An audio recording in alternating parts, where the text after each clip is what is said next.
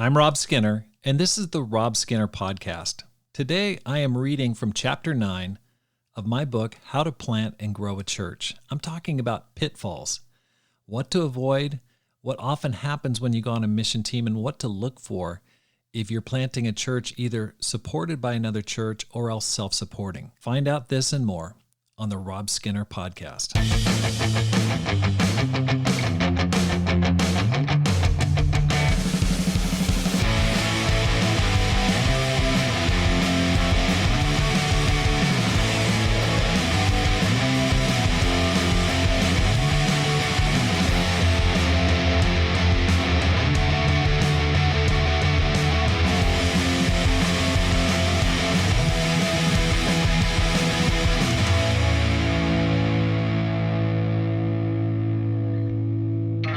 Welcome back to the Rob Skinner Podcast. My goal is to inspire you to live a no-regrets life, make this life count, and multiply disciples, leaders, and churches. The Climb Conference is coming up November 30th through December 3rd in Dallas, Texas. I'd like to ask you to register today at robskinner.com if you haven't already.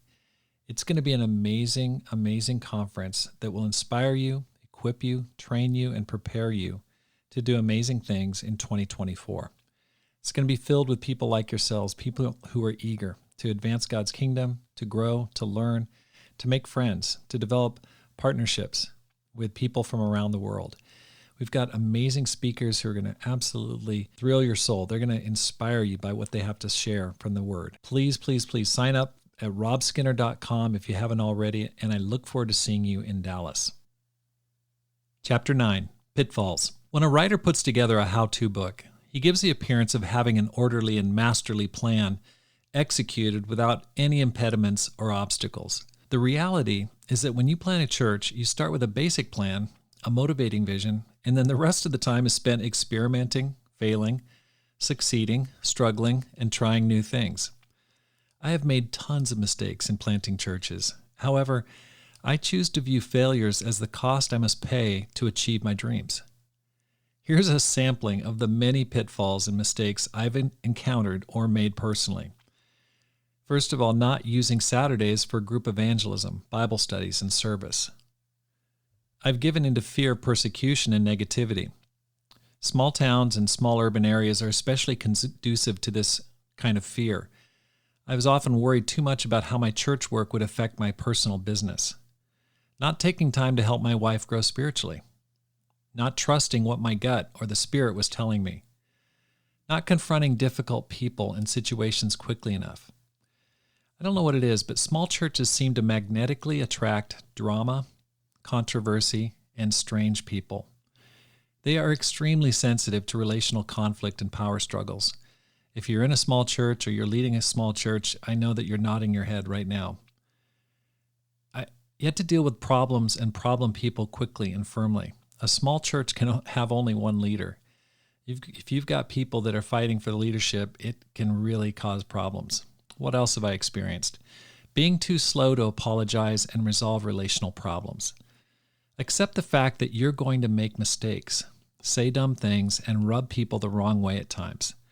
That's true with both your physical and your spiritual family. Don't agonize over mistakes that you've made.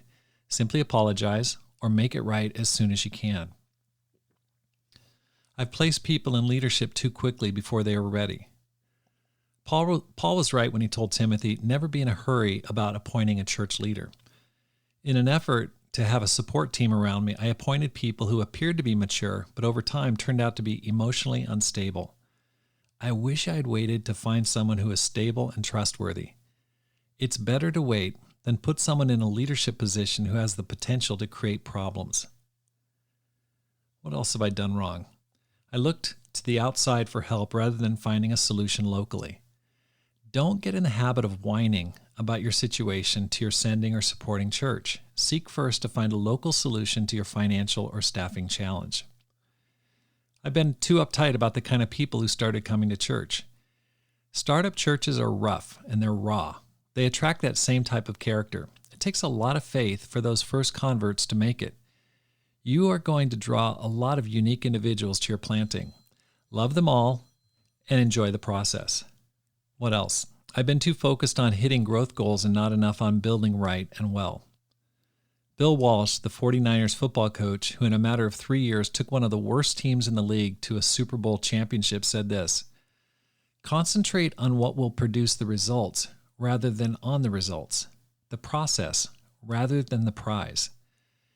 If you focus on the fundamentals of good leadership and develop a system that emphasizes good spiritual practices, in time you will grow. Focus on doing well in areas like prayer, evangelism, fellowship, discipling younger disciples, and in time the growth will happen. You can't control the results directly, but you can control your behavior, actions, and words. Concentrate on building your skill set, and in time, growth will happen. What else have I gone wrong on? How about getting too hung up on not hitting goals I've set, rather than just being thankful for the good that has happened? Being too concerned with what others think rather than what God thinks. We can spend our time worrying about what quote-unquote they think rather than what's needed in your current situation. 99% of the time, they aren't even thinking about you, whoever they may be. Maybe it's another church or people that you respect.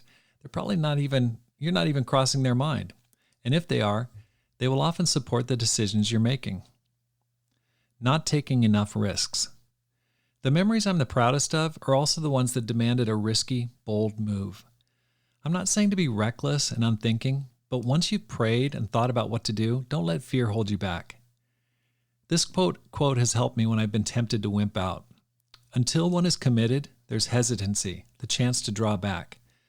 Concerning all acts of initiative and creation, there's one elementary truth that ignorance of which kills countless ideas and splendid plans. That the moment one definitely commits oneself, then providence moves too. All sorts of things occur to help one that would never otherwise have occurred. A whole stream of events issues from the decision, raising in one's favor all manner of unforeseen incidents and meetings and material assistance, which no man could have dreamed would have come his way. Whatever you can do, or dream you can do, begin it. Boldness has genius, power, and magic in it. Begin it now. I love that quote, and it's so true. When you start a big adventure, it's scary. And if it's not scary, it's not worth even fighting for. But you got to be bold. And when you step out in faith, God comes to the rescue. What else have I done wrong? Traveling too much. Schedule your travel so that you can maintain semester rhythm. If you're constantly traveling, it's hard to move Bible studies from beginning to end. I've met people that come to church and they say, I want to make disciples. But then they're out of town 2 weeks out of the month, and they can't really work with people from beginning to end. You have to stay with people. You have to work with people from the word study to counting the cost. It takes time. It takes emotional investment. Don't travel too much. I've scheduled too much and worn people out with a busy schedule. Small churches shouldn't be over-programmed. Keep the calendar open so that people can find open evenings and days for meeting with others for evangelism, Bible studies, and discipling. I've gotten too busy to read consistently. I've covered this in detail, but reading has the power to keep you fired up, so don't neglect it. I've not called quickly enough to get help on a difficult situation. Once you hear about a quote-unquote situation going on in your church, whether it's a sin situation, a relational conflict, or an attack on your leadership, don't waste time worrying about it and asking yourself, why me? Why is this happening? Instead, call a mature disciple immediately and ask for help on how to deal with it. Just tackle it. Don't sit there and stew in your emotional juices worrying about what may happen. Just take action. Naivete. Hand in hand with optimism is a naive attitude that everything will go well without opposition. I've been guilty of being naive. Satan loves to knock the wind out of a new church leader and his team. I call this Satan's gut punch.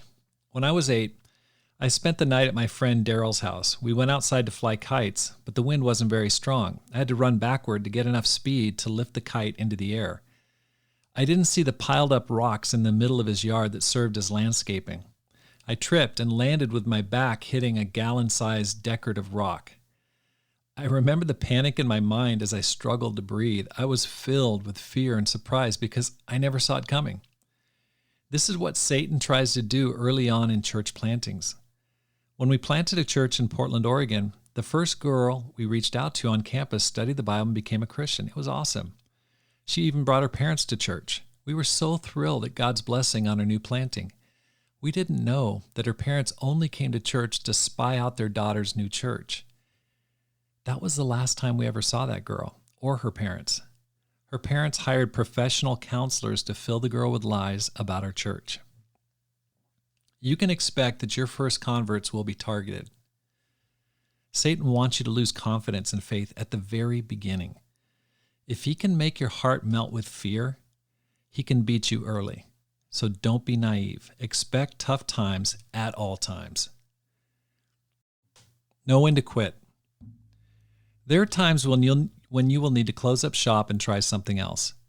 I don't like to say this, but beating your head against the wall year after year with no fruit is a waste of your life and God's resources.